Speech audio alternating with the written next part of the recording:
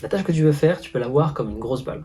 Ça peut être faire un rapport de stage, peut-être chercher un job, ou encore te remettre en forme. Et à côté, tu as les petites balles, comme regarder une série, peut-être appeler un ami, ou encore aller sur Instagram. Et ton cerveau, c'est logique. Entre choisir quelque chose de super simple à faire et quelque chose de super compliqué, eh bien, il va toujours faire quelque chose qui est simple. Salut à toi, moi c'est Armand, ancien dessinateur dans le bâtiment, qui a été inspiré par d'autres youtubeurs à créer sa propre chaîne YouTube. Par le passé, j'ai beaucoup subi la procrastination, et moi mes petites balles sur lesquelles je me jetais, c'était grignoter dans le frigo et jouer aux jeux vidéo. Je vais donc te partager les conseils qui m'ont permis de plus procrastiner dans 95% des cas. Le premier conseil, c'est de décomposer la grosse balle en petites balles. Et pour ça, ce qu'il faut que tu fasses, c'est que tu commences par prendre une feuille. Sur cette feuille, liste la grosse tâche sur laquelle tu procrastines. Tu vas ensuite décomposer cette tâche en plusieurs autres petites tâches. Pour l'exemple, on va prendre le rapport de stage. Un exemple de tâche, ça peut être trier les photos de ton stage. Ça peut être écrire un plan pour ton rapport. Ça peut être appeler ton professeur pour lui demander s'il a des conseils. Et peut-être que certaines de ces tâches sont encore trop compliquées pour toi mentalement. Et c'est là que ça va être important que tu respectes ce que tu ressentes. Parce que trier les photos de ton stage, certaines personnes te diront que c'est rien du tout. Mais peut-être que pour toi, en ce moment, ça représente une tâche très compliquée. Pourquoi ? Parce que peut-être que émotionnellement, le travail est associé à quelque chose de négatif pour toi. Peut-être que tu n'as pas aimé ton stage. Il y a plein de raisons, mais l'essentiel c'est que tu ne te juges pas. La tâche est compliquée à faire pour toi. Donc si pour toi, trier tes photos, c'est une tâche qui est encore trop compliquée, prends cette tâche et décompose-la en autres petites tâches. Par exemple, ça peut être étape A, ouvrir ton téléphone. Étape 2, lister les photos importantes et les photos non importantes. Étape 3, dans la liste des photos importantes, relister les photos que tu veux garder et celles que tu ne veux pas garder. Plus tu décomposes et tu planifies ces tâches, plus tu vas y voir clair. Le but, c'est que tu décomposes ton objectif jusqu'à ce que ce soit plus simple que d'aller manger dans le frigo ou bien de scroller sur Instagram. Et à ce moment-là, tu n'auras plus qu'à faire ce que ton cerveau sait faire le mieux, c'est-à-dire aller chercher les petites balles. Mais cette petite balle, elle te rendra fier de toi. Le deuxième conseil, c'est de rendre la tâche fun à faire. Imagine si dès maintenant, tu as envie d'une barre de chocolat. Le problème, c'est que ton Carrefour City est à 30 minutes de chez toi. Qu'est-ce que tu vas faire ? Si tu as très envie de cette barre de chocolat, je peux te garantir que tu vas faire les 30 minutes de marche. Pourquoi ? Parce que tu as un désir fort. Manger cette barre de chocolat est fun pour toi. Tu peux comparer ces 30 minutes de marche à la difficulté que tu as à faire ta tâche. Si jamais tu la rends fun, les 30 minutes de marche pour faire ta tâche seront super simples pour toi. Pour la rendre fun, tu peux te poser une question toute simple que je tiens de Ali Abdaal, qui est un youtubeur anglais. Cette question, c'est la suivante. À quoi ressemblerait cette tâche si elle était fun ? Par exemple, à quoi ressemblerait ton rapport de stage si c'était fun ? Peut-être qu'une manière de le rendre fun, c'est par exemple d'inviter ton ami pour un repas, et pendant ce repas, de discuter du rapport de stage et de le finaliser ensemble. Imagine-toi en train de faire une raclette avec deux amis, et pendant ce temps-là, vous décidez que vous avez tous votre rapport de stage sous les yeux et que vous travaillez dessus. Non seulement tu auras des bien meilleures idées pour ton rapport de stage, mais en plus ça va être une expérience positive. Un autre exemple, à quoi ressemblerait ma recherche de job si elle était fun ?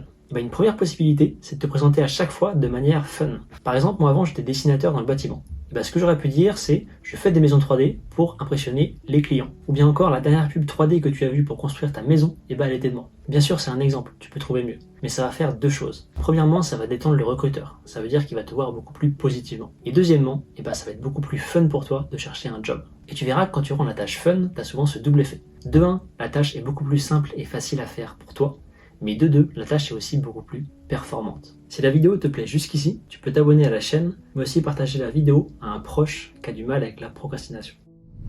Et le troisième conseil, c'est de redémarrer ta voiture intérieure. Tu peux voir ton corps, tes émotions et ton esprit comme une voiture. Quand la voiture a de la vitesse et qu'il y a une côte, il n'y a pas de problème, elle va forcément traverser la côte. Et peu importe le nombre d'obstacles ou de pentes, si elle a de la vitesse, elle va les traverser. Mais le jour où ta voiture cale et va passer la moindre colline, ça devient une difficulté incroyable. Et donc toi, de la même manière, il faut que tu redémarres ta voiture intérieure. Pour ça, il faut que tu fasses bouger tes émotions. Tony Robbins dit souvent que le terme émotion vient du terme émotion. Motion en anglais, ça veut dire bouger. Sous-entendu, ce qui te pousse à l'action, ce sont les émotions. Mark Manson le dit aussi dans son livre L'art subtil de s'en foutre. Pour trouver la motivation, il faut d'abord réaliser n'importe quelle action. Pour ça, il y a tout un tas de techniques. Par exemple, je sais que ce qui marche bien pour moi, c'est la course à pied. Quand j'ai un problème et que je vais courir une demi-heure, je sais qu'à la fin de cette demi-heure, non seulement le problème est résolu, mais surtout je vais passer à l'action. Ce que je fais parfois aussi, c'est que je vais regarder un film émotionnel ou philosophique. Je sais que pendant le film, le fait de regarder une histoire va faire bouger mes émotions et mon esprit à l'intérieur, et à la fin du film ou le lendemain, je serai beaucoup plus capable de passer à l'action. Un autre exemple, ça peut être de faire des sautillements sur place, ou bien encore,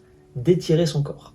Enfin, un dernier exemple que je peux te donner, c'est le fait de compléter une autre tâche. Un exemple tout con, il y a 2 semaines, je devais tourner une vidéo et je procrastinais, et je savais qu'en même temps, je devais recoudre un trou que j'avais sur un vêtement. Je me suis pas forcé à faire la vidéo, mais je suis tout simplement allé recoudre ce pauvre trou que j'avais. Et le fait de compléter une tâche que je m'étais dit que je devais faire depuis longtemps, ça m'a permis de redémarrer ma voiture. J'ai fait une petite action qui m'a rendu fier de moi, qui m'a fait avancer dans ce que je devais faire et qui m'a donné un premier boost de motivation. Dans tous les exemples que je t'ai partagés, le but c'est de faire une petite action, une petite émotion pour petit à petit remettre ta voiture en marche. Je t'invite à être créatif avec ça. Il y a beaucoup de solutions pour faire tourner ces émotions et tu te connais sûrement beaucoup mieux que moi. Et après tous ces conseils, je veux quand même te préciser une chose. C'est pas grave si tu procrastines. Pour le coup, ça m'a mis des années avant d'arrêter de procrastiner. Aujourd'hui, comme je te l'ai dit, je le fais toujours de temps en temps, mais c'est quand même très rare et c'est plus vraiment un problème pour moi. Mais le truc, c'est que depuis tout petit, on est tellement forcé à faire des choses qu'on n'aime pas, qu'on a complètement déréglé nos mécanismes intérieurs. Donc t'en fais pas si ça prend du temps pour toi, applique les conseils et tu verras naturellement, ça viendra. Si t'es intéressé par en savoir plus, je t'ai fait une autre vidéo où je te parle plus en détail du fun et des bonnes habitudes que j'ai mis en place dans ma vie. Je te mets la vidéo juste ici, je te souhaite une très bonne journée et je te dis à très vite. Pour la petite histoire, je suis actuellement en coloc.